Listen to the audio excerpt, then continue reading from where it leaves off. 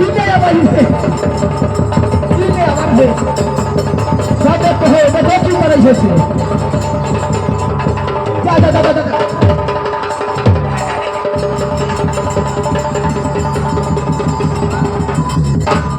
आपने भाजी के दांती लागल है भाजी के दांती लागल है ये तोरा माई के बेटा खड़ा अकेला घर से न जानी ए बाप रे तू जो हमरा बात कहला सही है ना बात में सही वाला बात है बाप रे जुलुम कैले है आई हमर ननद लगना घर में हरई है ता मर ननद के हम पूछै छी कुछ है है